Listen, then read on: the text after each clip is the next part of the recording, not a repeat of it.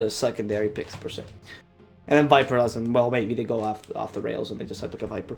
What else is there for the mid lane, honestly? You could pick a Magnus, honestly, if you do want to go have a bit more team fight. A bit weak against Templar Assassin. It seems like an excessive measure for no reason.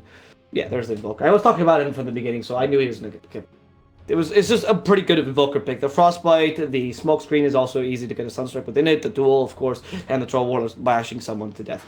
And of course, he doesn't do too badly against Templar Assassin because he beats her in terms of range. The Sideblades don't actually reach him in time in the beginning if he's playing properly, and you can also heal all the harassment with the Sideblades because of your Quaz Orbs. So you go for a Quaz Wax Exhort Invoker.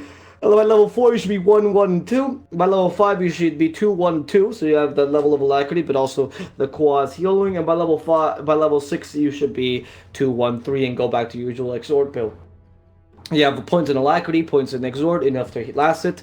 Points in the Wex, so you can tornado, and Ghost Walk, and alacrity, so you can last it. And you have points in Quaz just to give you the healing, and of course that. 5 seconds remaining.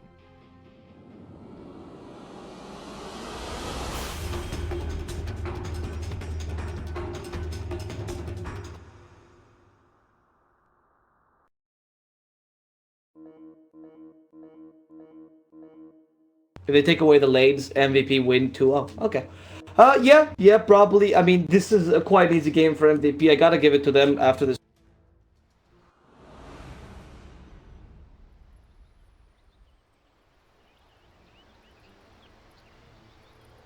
Prepare for battle. Because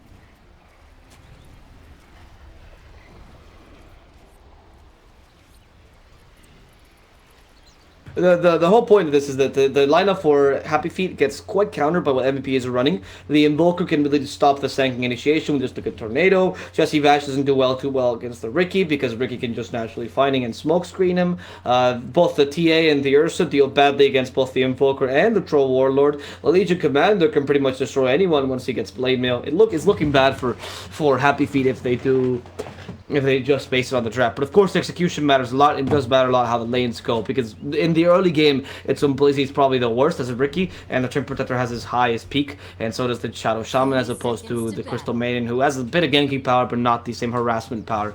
So it really will depend on how much they get out of these lanes, especially the Ursa, and how much Jayo can farm out. If you can out-farm the Troll, then you should be fine. If you can't out-farm the Troll, you're going to be a bit of a rut in the early game. That said, my name Fish, I'll be your caster for today. Let's see what the teams have for us today. We have MVP Revolution here, W Zyke on the Crystal May in the support position, the Invoker played by Stormcat in the middle lane. As the carry of Pubber as the Troll Warlord in the carry position. Blizzy will be the Ricky as the second support, and then finally in the offlane, Apoloshka will be running her Legion Commander, or his Legion Commander. As for Happy Feet, we have Jesse Vash on the Templar Assassin, the TA played by Ben Templar Assassin here for the... Wait, did I call him Templar Assassin? Jesse Vash is the Trim Protector. The Templar Assassin, as played by Benher here in the mid lane. The carry will be the Ursa, played by Jayo. In the first support position, it's Mr. Jules on the Shadow Shaman. And the offlaner will be Yaj. As the Sanking. That was a weird initiation. I kind of confused them. I don't know why I said with Trim Protector there, but oh well. W Zyke, don't miss this last hit. Oh no, this is definitely going to be taken, isn't it? And Jesse Vash is even blocking this camp. What an ass. Oh, okay. He actually lost the last hit. Or didn't take the last hit, so it's good. Notice how Ricky is helping on this middle lane, because of course he needs to. If you help out at the early levels, you actually take a lot out of the enemy team. And, oh no, was that Sideblade's level 1? Sideblade's level 1 is insanely vulnerable to Ricky, and there's no sentry, so that was a weird choice. I mean, I'm a big fan of Sideblade level 1. I don't disagree, but it's just that there's no sentry. I don't know why you would give a go Sideblade level 1. It's really not the right choice. And Invoker is dominating this lane, obviously because of the extra damage he gets from the Exhort. Early on, he's just really taking advantage of this. Able to deny decently, last it decently. Obviously, the TA is actually, crushed completely. Blizzy's still around this lane. He knows that there's a courier coming around. Blizzy might see it. The courier is going the long way. The courier is deciding where to go. It's finally deciding to go the normal way. Blizzy will see it the last second. It's like, oh, screw it. I can't go for the courier. And he will survive. The centers are always in the bottom lane where they want to make sure that the Treant doesn't get found, and also because of the Ricky, of course. But now they finally put one in the mid lane. Ben-Hur doesn't... I mean, you can put a bit of harassment against Blizzy, but the second that the Invoker gets 1 point in quads, which he already does, goes for Cold Snap, Ben-Hur has to be careful. Cold Snap adds instances of damage to the damage that the Brick and the Invoker do. And it's really easy to actually just keep hitting Ben-Hur. There's the Cold Snap finally. Now with the Reflection off, it's going to hurt a lot. And they have a Sunstrike available if they wanted to use it. But of course, Stormcat will not invoke it just yet. They still just want to harass Ben-Hur out of the lane. I mean, it's 4 last hits to 14 right now. So Stormcat is quite happy with this captain. That's only level 1 Shadow Shaman, no level.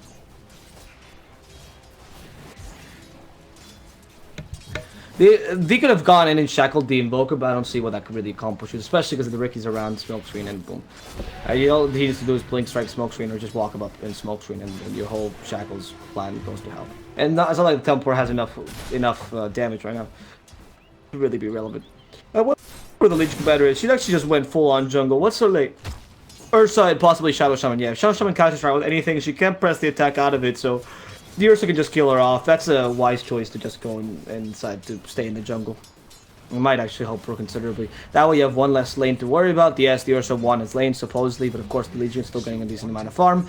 And you can concentrate on the Ricky on the mid lane, and the bottom lane just leave the Crystal Maiden, and you should be fine. A Troll Warlord himself is not farming as well as the Ursa, though. Is a problem. Getting Invoker really farmed is really nice, but of course, you kind of want the Troll Warlord to be above the Ursa at all times. Unless he relies less on gold and net worth and whatnot. Because the Ursa is much more about abilities and experience. It only needs a Blink Dagger and some sort of Morbid Mask, or maybe, you know, some sort of BKB. Actually, just a Blink Dagger is usually enough to deal a ridiculous amount of damage. The Troll Warlord needs a bit more than that. Sanjay Yasha preferably, and some sort of Morbid Mask as well. Okay, I was thinking for a second you're gonna miss that. Missed one of them. Nice. In the bottom lane, they're going to go on W Zayak. Easy kill for Yash. Simple Burrow Strike plus death. And Pablo can only keep farming here. That's all he can do. Just keep farming. Just keep farming. Don't let... Guys, don't worry about him. Don't let your feelings come through. You know, you're a carry. You're supposed to stay farmed, but just stay strong. And that's what Troll Warlord is doing right now. And it's not too bad. He has... I mean, he's going to get phase boots and decent timing, I suppose. The Ursa is beating it by only 300, so it's not that big a deal. Meanwhile, the Invoker's only beating the TA by 200 or 400 gold or net worth, which is not that big a deal either, honestly. The difference in last hits is not... I mean, it seems like a bigger difference than it is, honestly. Both Ben-Hur and the Troll Warlord can easily recover. Especially if they get some sort of ganking here, because Jesse Vash wants to help out Ben-Hur. I mean, the refraction charges are now much more considerable. The Invoker's not even bothering taking them out. The Invoker's not even bothering taking these refraction charges out because they're actually really strong. Going with the Forge Spirit, and the Forge Spirit harassing to some degree, but you know, you just want to take the damage out of anything, and that's not possible. Stormcat being hit heavily by the TA, he's still slowed. The Cold Snap is helping him considerably. Great invocation of the Forge Spirit. That is your poor man's tornado if I've ever seen one. You can't use a tornado yourself? Fine, doesn't matter. You actually just go for the Forge Spirit Cold Snap. In the top lane, the Legion Commander makes the mistake of going and appearing in lane. Have you never heard Moon Meander speak about the whole off lane thing, man? Just don't go to lane if the lane's too bad. That was your mistake, and he dies there. And the top lane, I mean, 31 last hits, giving a bit of more net worth to the Ursa. Now the Ursa is really surpassing the Troll. He might not have not gotten the first blood, but he got a much more value. Well, he got a pretty valuable kill. I guess the Invoker dying is a more valuable kill regardless. Oh, actually, no, that wasn't the first blood. The first blood was onto the Crystal Maiden. Yes, he must have not gotten first blood, but he definitely got a more valuable kill. That's what I was going to say. Cool. Oh no, so okay, don't miss those last hits. I know he was. I think he just thought the TA was going to outlasted him and deny it. That's okay. I guess at this point now you'd really rather the TA doesn't get them to die. Ironically, you're trying to last it just to prevent the denies from the enemy team, just because you know that they're gonna get experience from it. That was sad. What does Dota come to? Alright. In the bottom lane, what is the Sanking doing? Is he following W Zayak, or is Jesse Vash just winning? Probably doing it. The Commander still here. I had to go for 2 levels of Moments of Courage, most of the maxing overwhelming odds. But only 2 levels, not that big a deal.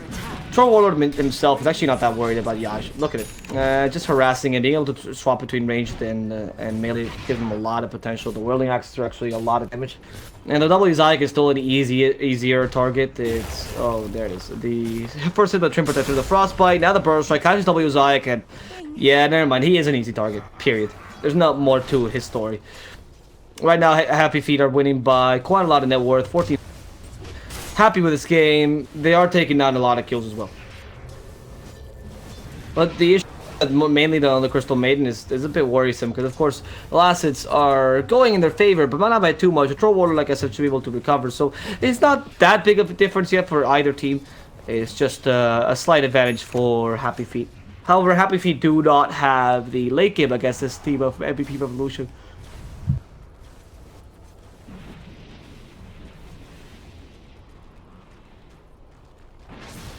It seems like both teams went for a mid game, but of course, MVP Revolution with a Troll Warlord and Invoker, once they get enough space to farm, are much more powerful than the Happy Feet. That relies much more on Sanking, for example, to initiate. Relies on the Ursa to be powerful, which is only a mid game thing. It's not going to be that easy, so MVP Revolution really have to reconsider. Or sorry, Happy Feet really have to. What am I saying? Happy Feet really have to take this early game and just utilize it very well. Try to get a lot of kills onto the enemy team, because otherwise it's not going to work for them too well. I mean, last game MVP Revolution also started losing, and then they eventually came back from nothing. So that was not a big deal to them. They had lost a couple kills there, they recovered completely. And right now it's 0-3 the score, but the score is not going. Like I said, not much difference in net worth, only 2,000 for now. It's a considerable difference, I suppose. If you're Happy Feet, you're quite happy with how this is going. You're going to get a Blink Dagger early, but like I said, they're playing a more of a waiting game, trying to get to the mid game pretty strong, as opposed to trying to win just the early game from the start. And that's an idea. It's not a bad one, honestly. I think it's a safer of the ideas as well. Jesse Bash doesn't even go for that last hit because he knows he could die. I think it's a safer of the two ideas himself, because you can either try to get a lot of kills and maybe fail, or alternatively just wait up and... Oh, did he not get a duel? Yeah, there's a duel. Alternatively, just wait up and try to see what the enemy does and react accordingly, whereas you have already gone with valuable items. So there's a duel. I don't think he's going to be able to kill him, even with the Troll Warlord help. Actually, the Invoker with the Sunstrike, now Polyoshka, able to not able to win the duel, but able to get that kill onto the TA. That's pretty important. And for now, he has Phase Boots. He walked right next to the Ursa. That was a terrible idea. Luckily, the Phase Boots are helping him out considerably. The Phase Boots from the Ursa are on cooldown, so are his. And for now, they're going to be let go. Let go. Easy kill. That's all they needed. Cold Snap now onto this poor Jules. In comes the Meteor. The Meteor is going to really take away those living armor stacks, and Blizzy will be able to finish that kill. Root from the Crystal Maiden will only ensure the Ursa's enrage, and that will be a dead Crystal Maiden. Meanwhile, Stormcat walks right by Jesse Vash, right by a trap, and does not seem to care much about it. Well, Troll Warlord just wasted Battle Trance on, or just used his Battle Trance on. Sorry, not waste. Didn't quite see. There he was just helping the Polyoshka farm a bit. Or get that by yourself to the Invoker.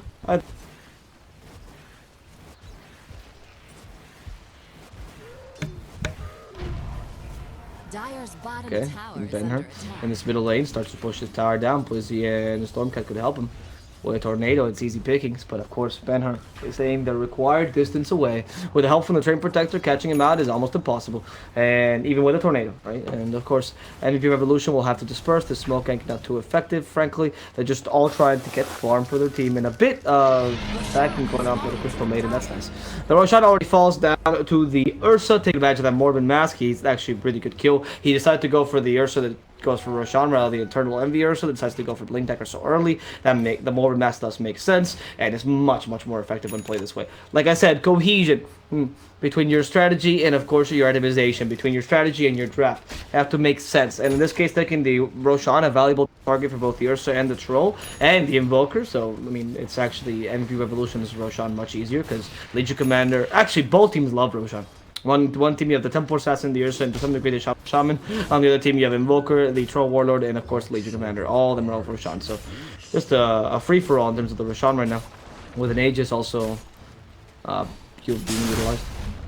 Okay, Yaj comes in with a Burrow Strike, hits a couple creeps. Bubber wants to kill Yaj regardless, has the Fervor on, but in comes Jesse Vash. The help from the Ursa. They almost destroyed Pubber. He actually dispels the blind from him, and Pubber is about to die. Jayo will be getting that last swipe to complete the kill. They still want to kill off Yaj, but of course it's a bit harder without Tricks of the Trade, and you can't really play aggressively with Ricky because the Living Armor could just punish you any second. Actually, 16 seconds to Living Armor. Suppose you know this. Probably not. He just kind of scouting out Yaj. Ooh, that Sunstrike.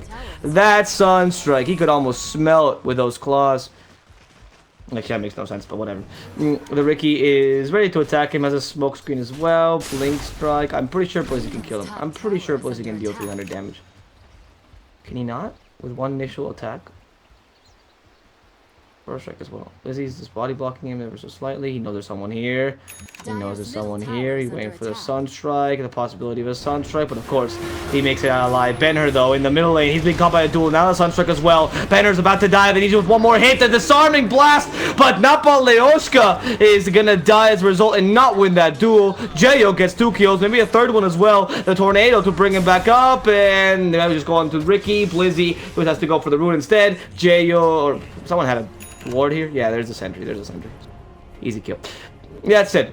They don't win a duel again. They do kill Ben-Hur, but as a result, lose a lot. MVP Revolution are actually kind of stuck in a rut right now because they keep going for kills, but as a result, the Ursa just keeps on jumping on them. That Blink Dagger plus Morbid Mask came really fast, and though Invoker got a decently timed Midas, you can't really deal with the Ursa right now.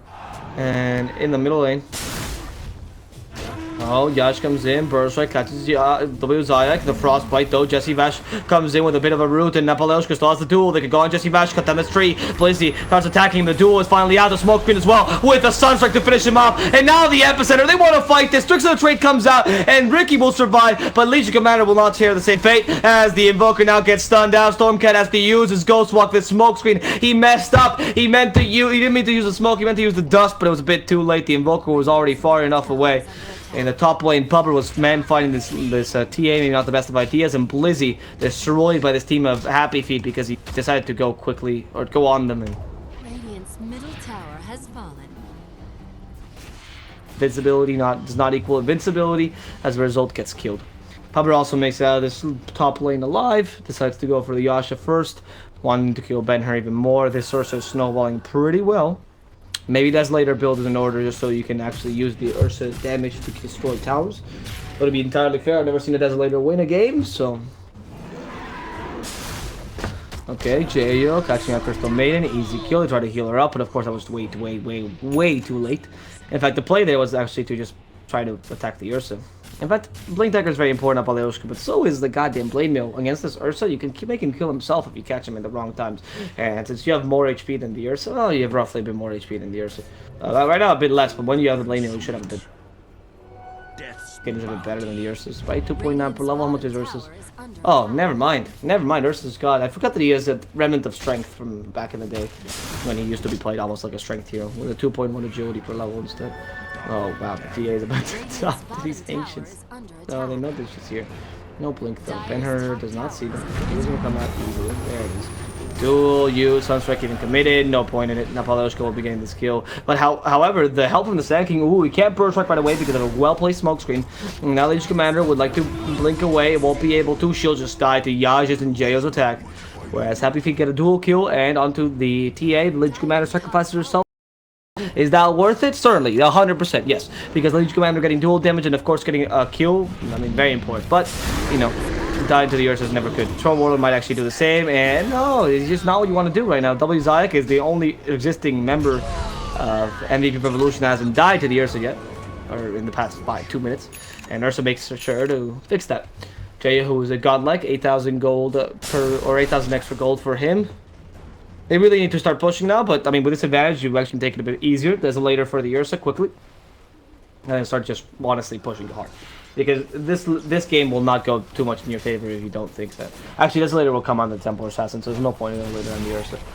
However, she should go for Desolator before Blink Dagger. It's just that you really should not be thinking about yourself. You should really be thinking about, okay, how are we going to win the game now? MVP Revolution have a strong mid to late game. They do. They're not going to stand around and let us do whatever we want. And once the Legion Commander gets the Blade Mail, our Ursa might be in trouble. Because the duel will always come out on him and it'll always be a kill. So what do? What is the plan here for Happy Feet? Well, the plan is to start pushing and start taking objectives. Right now, they haven't been doing much of that because they'd rather just go for kills and then farm afterwards. And this farming time is great and generous for MVP Revolution. And it's not the best farming time for the Ursa. Yeah, exactly. This is what they should be doing.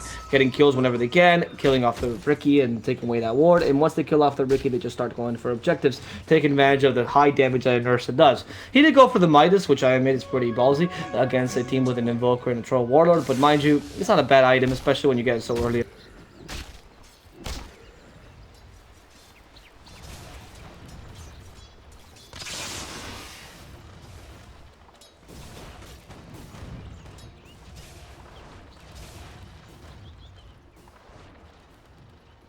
This will do nicely. Dire's top tower Okay. is under attack. Let's see. MVP Revolution. Wanting to go into this top tower, perhaps an easy tier 3 for the public to take. After all, he is a troll warlord, so they are taking more objectives than the enemy team is, or at least trying to, because of course they do have the battle trance, so they're quite smart about it. But for now, Probably was hoping for that to be some sort of... Yeah, exactly. Some sort of incentive for the TP to come in, and then they can gank it. That's why the whole smoke gank. Jesse Vesh will reveal the smoke, hits him once, reveals himself. Yaj as well. The bird strike can help Pubber out with a press the attack. Pubber wants to fight this. The Ursa. Now the duel. The Sunstrike will come out. He hasn't been able to use Enrage. Can they kill him in time for the duel? The Enrage will come out last second. No! He's been silenced by Blizzy's smoke screen and wasn't able to do anything. Now the bird strike comes out on Troll Warlord. They use the dust, but great whirling axis. Turn this around. They already kill a TA. Going up to Yaj, and Yaj he can't really use Sandstorm because he's been revealed by the dust. He also can't burn strike in time. The damage for MVP is too strong, and they actually turn this around. They turn this around with just a really clever smoke gank coming from behind. Apollyoshka really helping out with a great duel, and with this they're able to build up their defense a bit more, build a blade mill like they were hoping for, and Stormcat hasn't even participated. He is looking for his Aghanims. He actually found it minute 18. That's a really fast Aghanims actually for an Invoker, or not fast, but faster than last game honestly, and it's going pretty well in that regard for them. The gold per minute is actually quite higher than last game because the Ursa limited himself to farm, and that's what I was talking about. Lack of objective taking for the Ursa has made it so that he's really not that powerful, unless there's no way of really asserting your dominance in the game until you take objectives and you take them quickly, so that you can both get the... Oh wait, Napaloshka looking for a duel. Easy duel onto Benher. They actually don't see him. Yaj was going in, so this is a good thing they didn't duel. Napaloshka just die here. Doesn't have press the attack. Yaj is not needed here. The TA will just finish him off. That's unfortunate, but whatever. Like I said, Happy Feet really wanted to push it. Now, with the Invoker getting his axe, it's much harder to deal with him, and the ganks are not going to be as easy. The Godlike streak also got lost by the Ursa, and of course, that was a lot of gold going to the enemy team. I don't recall who got the kill on the Ursa. Was it the Invoker? No, I'm not entirely certain. But regardless, whoever got the kill on the Ursa, pretty good. Pretty good amount of gold that he got. I think it was a troll warlord maybe. Oh, Jules uses the dust. Really clever dust actually, but Tricks of the Trade is still available anyway. They want to go on to him. Oh, and goes for Benher. They want to kill off a Crystal Maiden. Will there be time? Prison Field already used, and she's actually going to survive for a while. Jesse Bash trying to finish her off, but the Tricks of the Trade will also kill him. Stormcat stuck in those snakes. Jules gets a fantastic kill onto him. But as a result, it's a support for a mid enough support for a mid enough support. However, the Invoker is a little bit more farm, so it's a bit of an advantage to Happy Feet. There's the Burst Strike as well, catching up the Ricky. So a considerable advantage now to Happy Feet in that engagement, but of course the low net worth for MVP Revolution kind of balances this out. Essentially, those kills to the supports mean nothing, and that kill onto the... But then again, that kill on the Trim Protector means nothing. That was overall not that important of a fight. Oh, Pubber. If he dies here, this would be important. The Burst Strike coming in, no. In fact, he used the Epicenter way too early. Now the duel coming out on the Ursa. Why would they ever do this? He's been taunted. He's also lost all his armor. He starts hitting the Legion Commander, but there's not enough blade mails to stop this Ursa. He's gonna get that kill, sacrifices himself as a result. Honestly, best thing you could have done there, considering the circumstances. They get a bit of a gold boost there. Oh no, it's actually MVP Revolution to get a gold boost. The Crystal Maiden though, not really important as she gets that gold. So in the end, I think it's a pretty even trade. Ursa not losing any gold, and the Crystal Maiden getting a bunch of gold. You don't really care. The Blade Mail is needed for this Legion Commander, and she working on it slowly. Actually, she will be able to have it. The invisibility rune, Blizzy marks it out. Stormcat says, screw it, let's go for the Roshan first. Because we have a troll and we have a Lackley, so this is an easy Roshan. It should be an easy Roshan. Look at how fast he hits and how hard he hits. Jesus goddamn Christ. That is actually ridiculous. And with the tornado, you can actually look at how much of a team fight with this engaging power he has. Takes away all the mana, now the smoke screen as well. Yash goes in, but Yash is just going to die to the Tricks of the Trade. Very well played here by MVP Revolution. Now Jules jumps in, wants to get this Roshan as well, but they're not going to let that happen. Actually, they will, but they snatch the Aegis regardless. And this time, MVP Revolution will be taking down 2 kills. Now the third one. They get a double kill. Ben-Hur lasts no time in that freezing field against the damage of the Troll Warlord with a battle trance available. And though MVP Revolution don't get the gold for the Roshan, they do get the Aegis. The Troll Warlord keeps it in his stash. And that's what you look for nowadays. 150 gold for your whole team is still pretty nice, honestly. It's pretty much like an old shrine. But of course, if you can't do it, what will you do? That actually is the only thing that recovers Happy Feet's net worth there, because that team fight really... Gold and sweet. you know, almost a team wipe essentially because the Ursa died earlier, and then just punishing Happy Feet for trying to steal a Roshan multiple times. In fact, they got really greedy with that Roshan steal. It was a bit too greedy, honestly, considering that the guys from MVP Revolution had a pretty good control of the pit with the wielding axes and, of course, the Ricky's Tricks of the Trade. Don't know why they all jumped in there so quickly. Tricks of the Trade has been dealing a ridiculous amount of damage this game. Oh, no. Pubber still has a deafening... Oh, the deafening blast. The episode has been used. Pubber's going to try to disarm someone, but, of course, it's a bit too late. However, Jayo has been called the duel. No more enraged. The meteor comes out, and Jayo's going to start hitting the Legion Commander. She has no blame, though. They still get the kill, though. The Tornado stops the Sandstorm from happening, and the Silent Sanking will just commit to his death as MVP Revolution take 2 more kills. And now they're winning by 1,000 net worth. This game has gone from Happy Feet flavored to MVP Revolution. Kyrgyzstan is back, my friends, and with Pubber's attack speed, with the alacrity, and of course his fervor stacks, this tower will fall in no time, unless of course they glyph it, in which case Pubber will have a harder time, but will still take it regardless in a reasonable amount of seconds. I was kidding. That was a good duel by Napaloshka. Sadly, he's not getting too much duel damage in these duels, but of course, stopping the Ursa is all they need. And once he gets the Blade Mill, and he does have it now, the Ursa will be dead. Those overgrowths have been coming out for the Twin Protector in the right time. Yaj has also been playing a really good Sanking, but they really can't stop the damage from the Invoker. The Invoker pick was fantastic. It's worked so well for them in the early game. Stormcat loves playing the Invoker. The Tornadoes are great disengaged tactics, so you stop away all the extra team fight the enemy team has.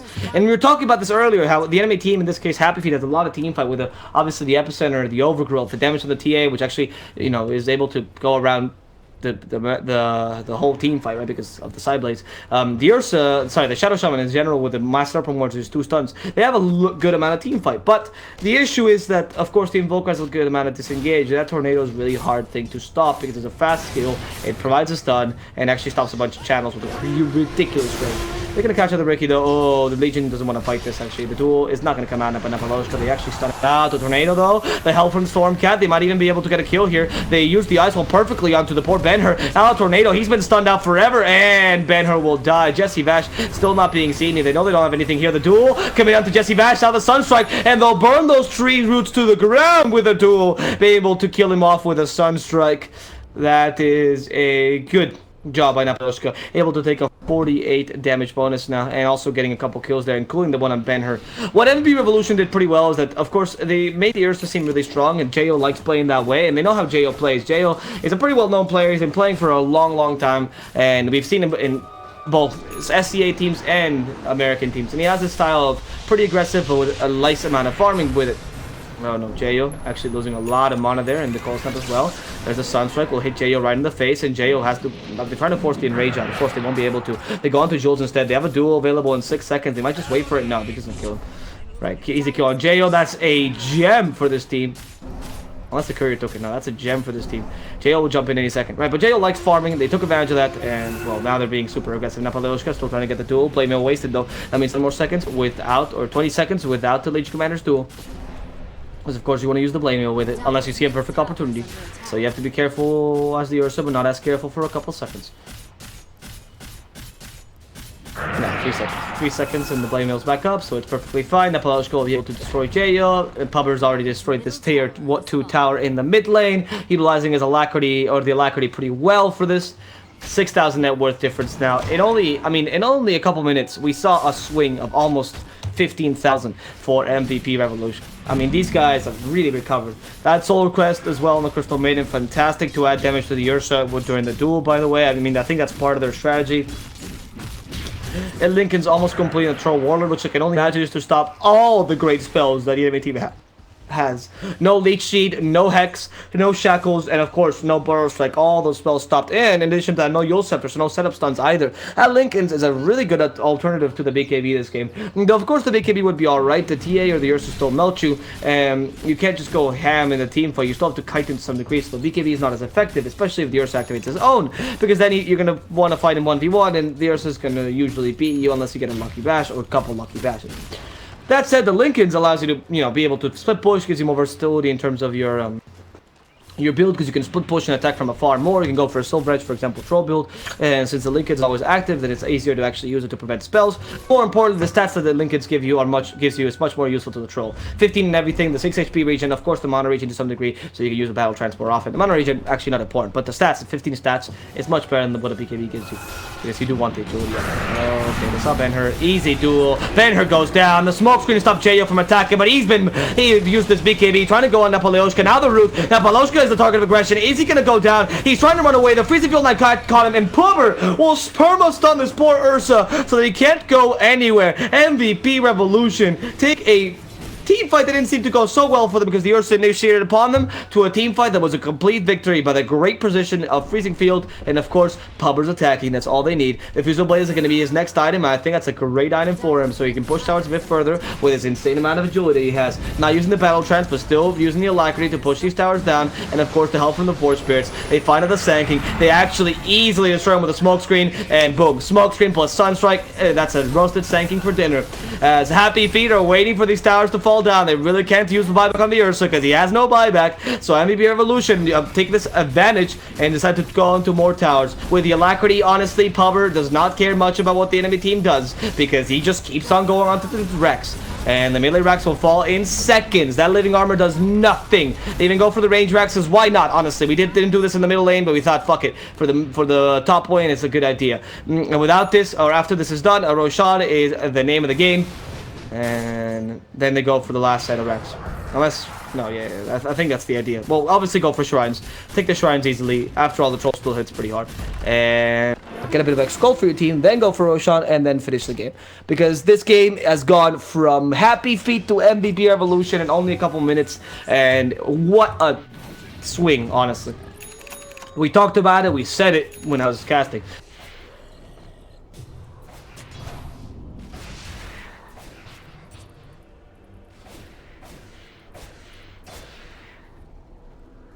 But of course, they weren't able to do this. They weren't able to really. I mean, they got the Desolator on the TA a bit too late. They went for Blink Dagger first. That was mistake number one. Not getting the Desolator on Ursa as opposed to the TA, who was being out farmed. So, what MVP Revolution did that was really smart is they actually concentrated their efforts on the TA in the beginning because they knew the TA could snowball better than the Ursa in terms of objective taking because she does go for Desolator. They forced her farm really low. They forced her farm to be really low, meaning that of course Desolator came really late. But the issue here with Happy Feet was that they opted for a Blink Dagger before the Desolator, meaning Desolator came even later than the enemy team expected, so they actually managed to crush it completely. So the tower pushing never came, and so even though they take the tier 2s, the guys from Happy Feet were unable to take many team fights afterwards because we're playing against a Midas Invoker and a Troll who's usually gonna outfarm your Ursa, and they all Troll also went for really smart items like the linkage with the Manta style to prevent some of the damage and more importantly some of the slows and dispelling those that the enemy team had, and of course that root from the Trim Protector.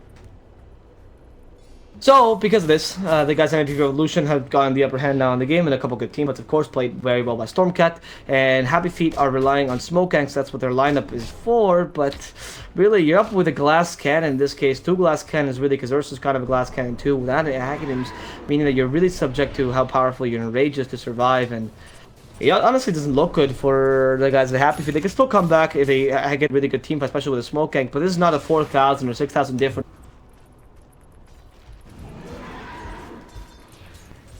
19,000 difference already is ridiculously strong. Okay, Ursa goes in the...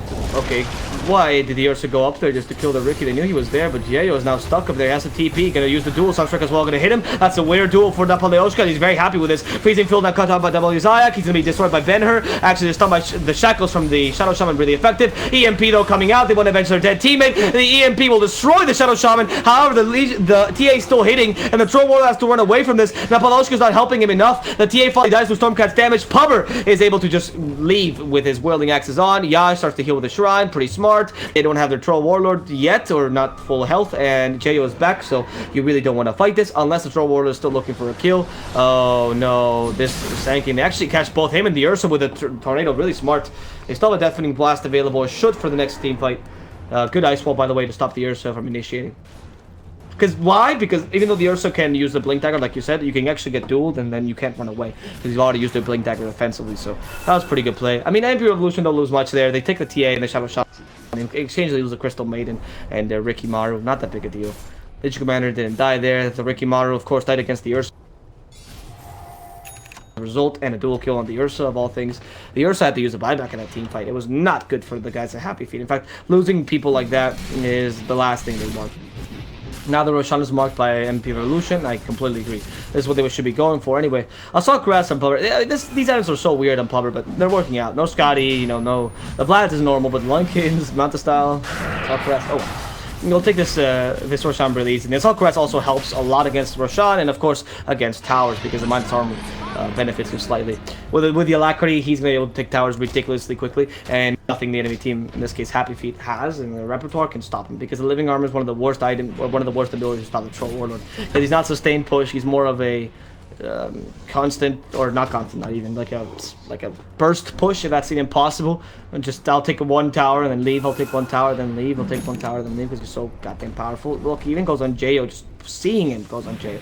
Doesn't even care. He's gonna take this tower down. I mean, they don't have any backdoor protection, and with the Assault Caress, the Fervor stacks, and of course the Alacrity, damage to the Troll Warlord is a bit ridiculous. He's also gonna be clearing these creeps and just gonna be fighting from here, trying to take the Living Armor out so that this tower doesn't heal itself back up. If Pubber hits him inside the smoke screen, there's no blink available, so they can go onto him to the smoke screen. Of course, it's a bit too dangerous. However, there's a good burst, like beautiful tornado stop the initiation of the enemy team. Not a smoke screen. They're all stuck inside. Deafening blast to stop the Ursa from attacking as well. And then Apollo's out looking for the duel. He actually just won against Ben-Hur. Josh is going to go with another burst, but Jayo's fighting alone, and even to get stealth damage within the enrage. Now they destroy him. The 2 cores are down. Yash is the last core left, and if they can kill him, they'll even kill Tomb Protector by accident, honestly. If they kill Yash, that's game. Actually, never mind. Happy people call it GG, well played. MVP Revolution take game number 2. 31-23, minute 32, guys. It's a best of 3. The first best of 3 to go 2-0 in the playoff, at least that I've casted. And MVP Revolution will be the ones to do it against Happy Feet. 2-0. They win, and they proceed.